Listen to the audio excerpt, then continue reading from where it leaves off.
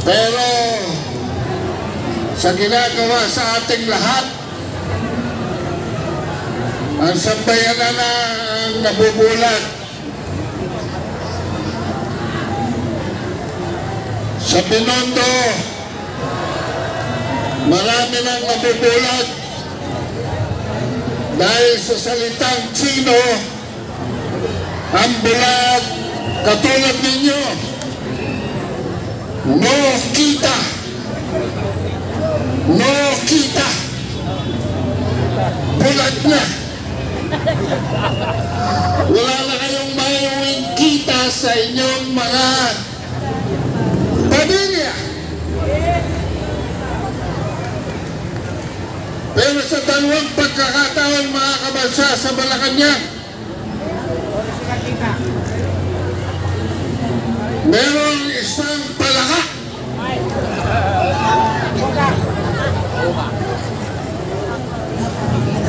Nakita ng PSG, hubad.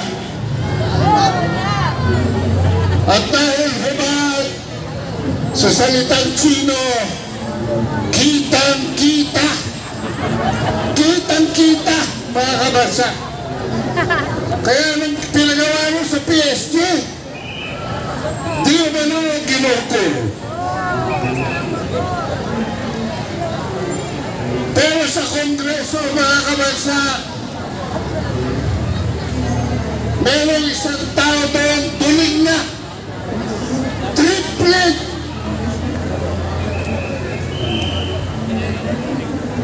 Duling na, bakit? Duling na sa kwarta. Duling na sa pera. Kaya siya, doble, triple, kita. Doble kita. Ayan, mga kabansa, ang mga sitwasyon natin ngayon. Tayo no kita, sila kitang-kita, at doble kita sa pera ng bansa. Paulit-ulit ko pong sinasabi sa mga nakikinig sa akin na meron tayong tatlong digmaan ginagalawan ngayon. Una ay ang digmaan sa loob ng ating tahanan, kung saan kulang na kulang po ang ating kinikita pangkabuhayan. Pero itaguyod ang pamilyang Pilipino.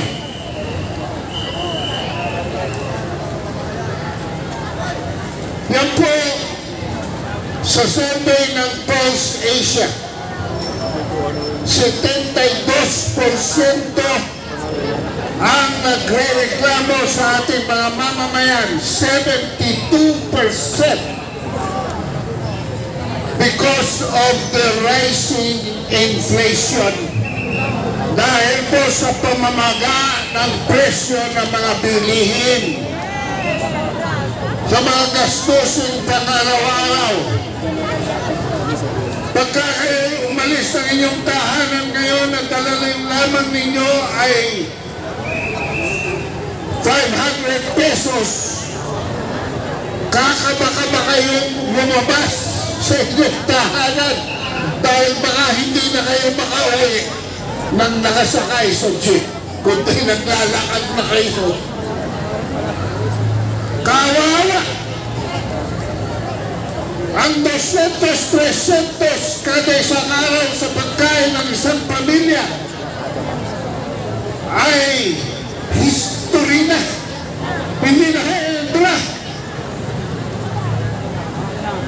At sa aking estimate, kung ang isang pamilya ngayon ay hindi kumikita ng 50,000 isang buwan, nanay ko, malamang magsakripisyo na ng isang pagkain, baka wala ng tanghalian, almusal na lang at hapunan. Paano pa yung matrikula? Eh, miski sa public school, Sus Mariosep, ang dami mga requirements na hindi naman kaya ng ating gobyernong tustusan. Paano yung baon ang ating mga anak?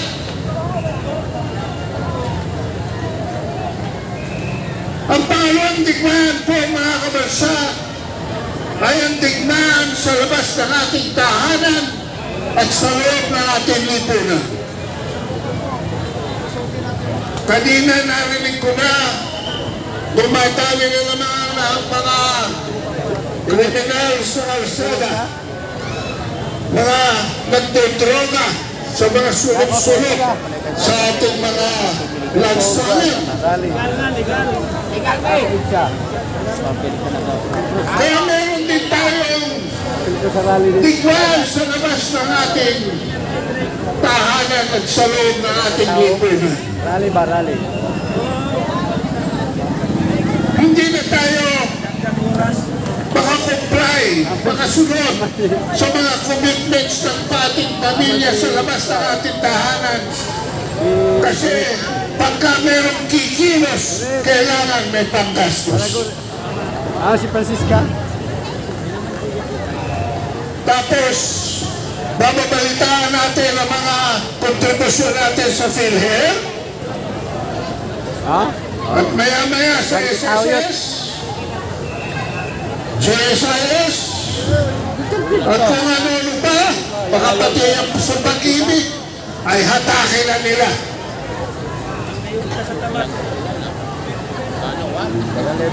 Hindi pa ho umiinit ang puwet ni Bongbong Marcos sa Malacanang. Kumita ang Aboitiz Corporation ng 27.5 billion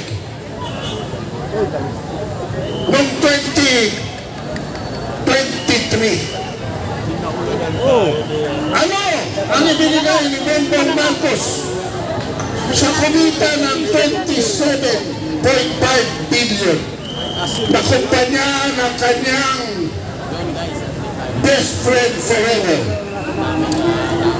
Pinautang pa niya ng 20 billion galing sa Land Bank of the Philippines.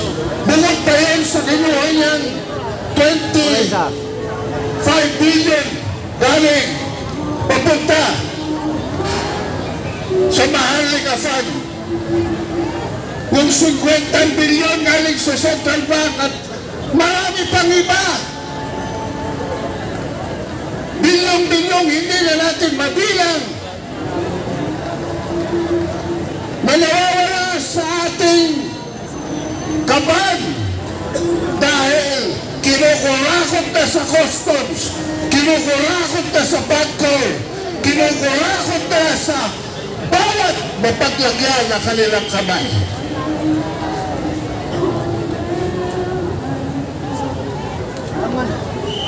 Tapos mga kabansa, pahihiranin nila at pahihirapan nila ang mga nagtitistigo sa Kongreso. Lalampas na ho isang taon. Hanggang ngayon, si Alice Go, mga kabansa, ano ang ginawa ni Alice Go na ngayon ay kailangan pa nilang ikulong?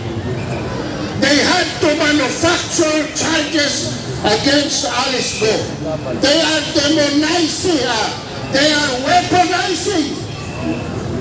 They are demonizing Alice Go by weaponizing the laws of this country. Pero naman natin nabalitaan, mga kabansa, sa aking mga sources, sa mga aking napagalaman, sa kadahilanan pala na isang Rainier Chu ang nag-contribute kay Bongbong Marcos ng 750 million ng kampanya. Binigay niya ang teritoryo ng Bago sa hilaga ng Pasig. kay Ranger Cho at ang handler ni Ranger Cho Diumalo ay ang DILG Secretary Benhar Abalos. Tubig? Samantalang sa katimugan ng Pasig River, lahat ng pogo nasa ilalim naman ng isang Kim Wong. At ang nag-aalaga dyan Diumalo ay ang mga Remulla Brothers. Kaya ano nangyari? Nagkaroon ng Pogo Wars. Pogo laban ng Norte, laban sa katimugan.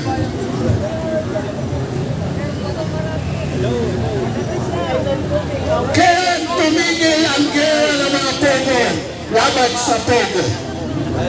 Nung si Benhar ay tumakbo sa Senado, sino ang ipinalo kay Benhar kundi isa na naman Remulla. So meron na tayong Boeing Remulla sa DOJ, Department of Justice. Hawak niya ang Bureau of Immigration, hawak niya ang National Bureau of Investigation, samantalang sa kabila dating hawak ni Benhar Abalos, Philippine National Police under the DILG, na ngayon ay hawak na rin ang isang John Vic Remulla. Kaya ho, Remulla at Remulla, meron na pong kapayapaan ng mga Pogo. Meron kulang sa triangulo na sindikato ng Pogo. At yan na walang iba kundi ang pangatlong Remulla. Si Gilbert Remulla, Director, Board of Directors ng Pagcor. So sino ang may mas kakayahan mga kabansa? Ako'y nagtatanong lamang. Sino ang may mas kakayahan na maging mastermind ng mga Pogo sa Pilipinas? Si Alice Go ba? O ang mga Remulla Brothers? Kayo ang umusga. Kaya mga nasa multimedia, imbestigahin niyo yan. I-verify ninyo, i-validate ninyo ang mga kwento dahil yan ay kwento lamang. Informasyon lamang. Lead lamang yan. Ang pangatlong digmaan sa panghuli ay ang digmaan natin laban sa China, laban sa Vietnam, at ngayon laban sa Malaysia. Dahil pinalawak na po ni Bongbong Marcos ang away sa South China Sea. At yan naman po ang sinusuportahan ng Amerikano. Ang ekonomiya po natin sadyang ibinabagsak ni Bongbong Marcos dahil ang instruksyon sa kanya ng mga Amerikano dahil pagkatay nagpistulang mga libing, nagpistulang mga patay gutom, kaya nila tayong gugulin. Pero papayag pa kayo?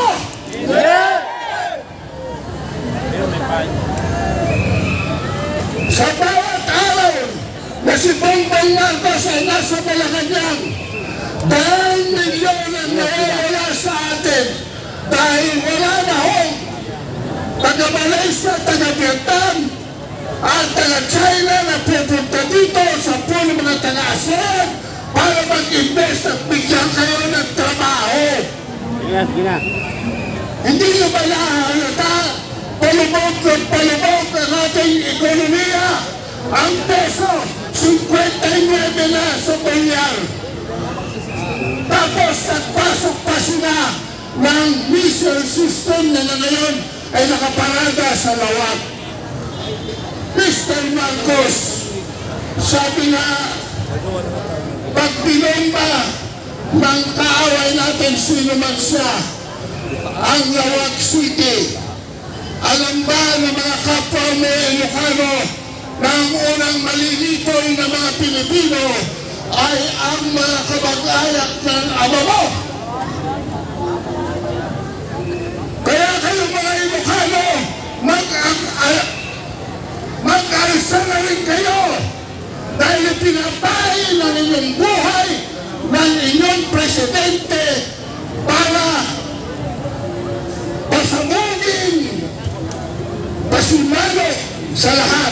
sa teritoryo ng Pilipinas.